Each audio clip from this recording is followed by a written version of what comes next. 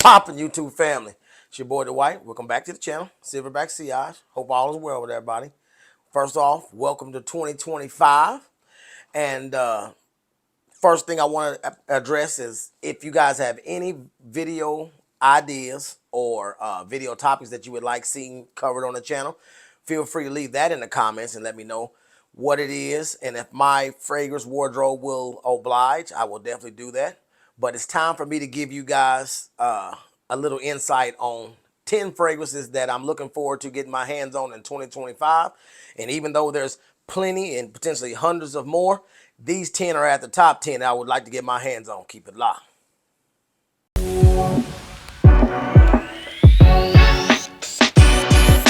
Well, let's get down to business.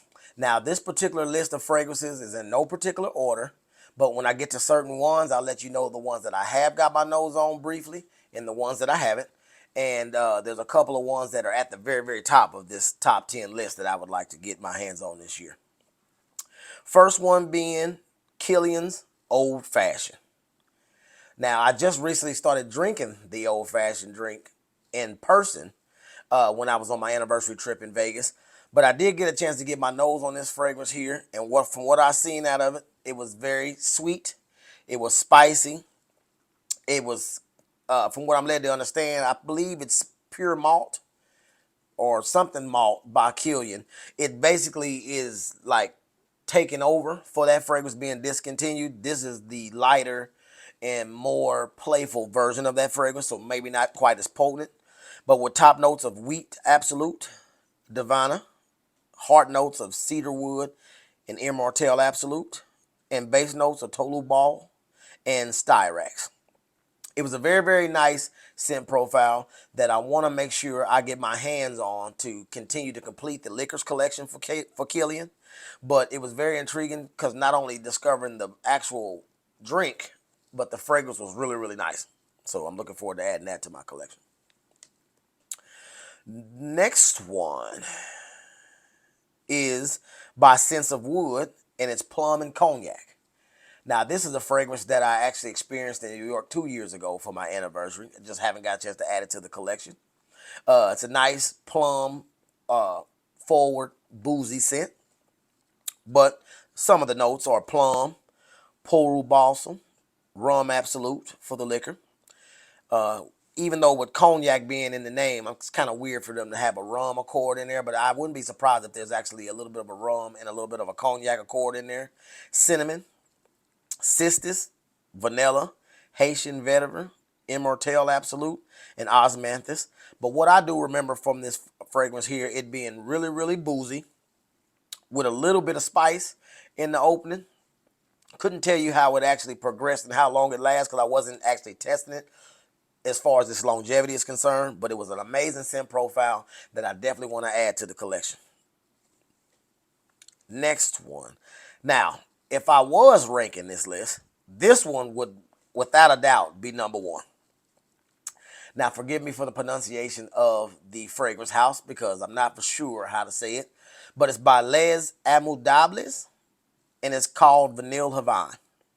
Now, I smelled this one the same day that I smelled Plum and Cognac by Sense of Woods. But what I do remember about this scent, it does have rum. It does have a chocolatey cacao note and one of the most authentic tobacco notes that I've ever smelled. So between that, the rum, the dried fruits drying off into a vanilla, like dry down, it was an amazing scent profile. One that if I did have it in my collection, it would have no doubt made my boozy list at the top of the list. In the top 3, if not number 1. But I'm definitely looking forward to adding this one into my collection sooner than later.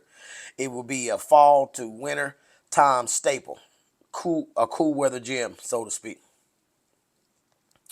Next one. We're going to the house of Roja Parfums, and it's with Isola Blue. Now, this one here was an amazing scent profile that I got a chance to get my nose on this year in Vegas when I was in Neiman Marcus. Top notes of lime, bergamot, lavender, to say some of them. Heart notes, I do remember some blackcurrant being in there and some apple. But it does also have a little bit of a unique coconut accord in there. But from what I remember smelling, it wasn't quite the same coconut accord that's in Nishane's Fania Flames. It's more of a maybe fleshy coconut accord, if I'm not mistaken. A very, very good summertime scent profile that I would love to have in my collection prior to this year's 2025 summer list. Next one. Right back ain't cheating with the House of Roja Parfums, and that's with Oceania.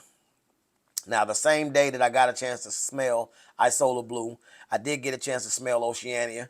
What I do remember about it, it was citrus. It was a very fresh aquatic scent, hence the name. But it was one that, from what I smelled and remember smelling off of my hand and off of the tester strip, it seemed like it would have a little bit of body and a little bit of strength to be able to hold up through a really, really hot, smoking hot summer day. You can wear it also in the spring, but it would make a summer list for me if I get it in my collection by then. I do remember it having some lemon, some grapefruit, lime, mandarin, but we all know Roja Parfum fragrances have a whole slew of notes. But I do remember it having a little bit of a musky dry down because I did get a chance to test it a tad bit more than Isola Blue that particular day. But it's one that I look forward to picking up both of those on discounters and adding those to my collection because both of them smell amazing. Next one, we're going to the house of Bond number 9, and that's Riverside Drive. Now, this one right here blew me away when I went into the Bond number 9 boutique a couple years ago in New York. And from what I remember about it, it had a really, really unique pineapple opening note in there and some basil, kind of giving it a little bit of a fresh cocktail vegetal type of smell blending with that pineapple. But what I did notice about the fragrance, to me, it would be perfect to push right off into your spring lineup for 2025. So if you've gotten your nose on this one here, or you currently own it, if I'm wrong about what season it would kind of blend into, make sure you comment on that in the comments and let me know. But this is definitely what I want to add to my Bond lineup.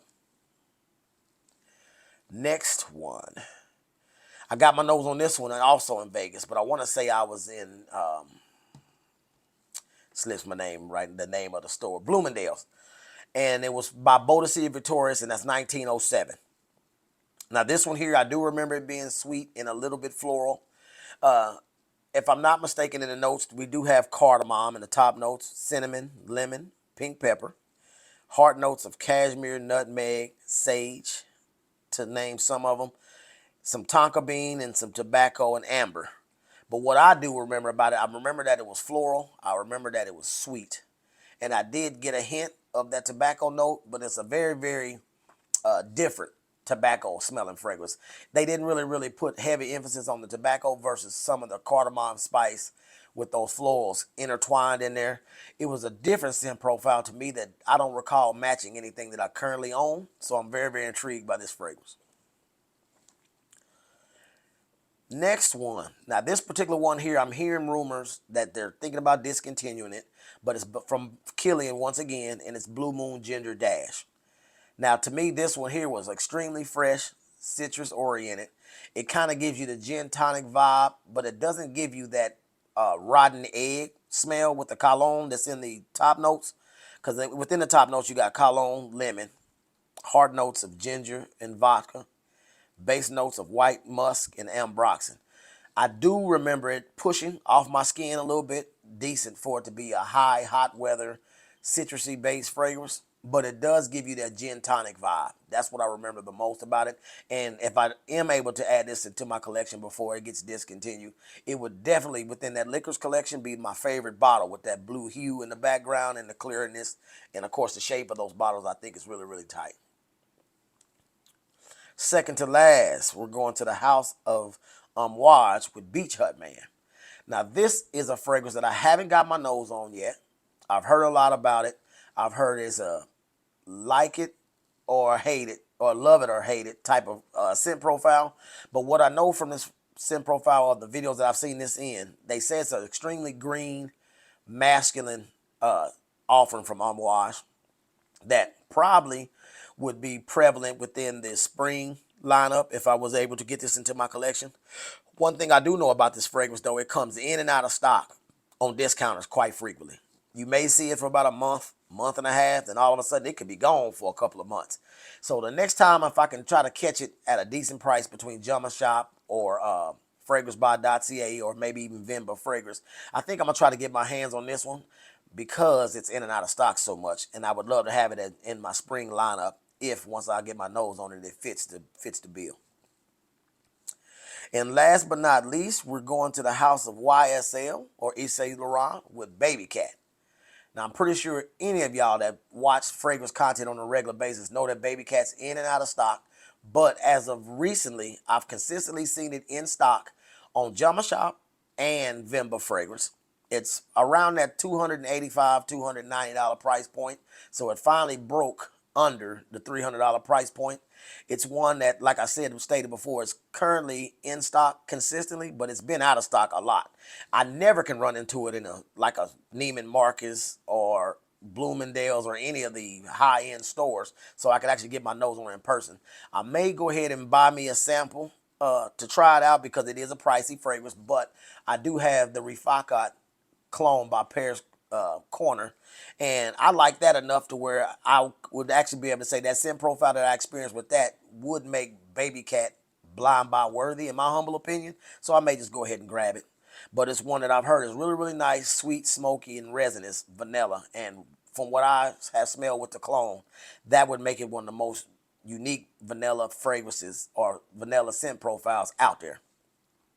If you guys would like to see part 2, part 3, or even more than that, or at least a part 2 to this video, leave a comment in the comments and let me know, because I have lots more fragrances that I'm interested in. This just happened to be the top 10 that really came to mind right away when I thought about this video idea. Other than that, that's my time. Peace.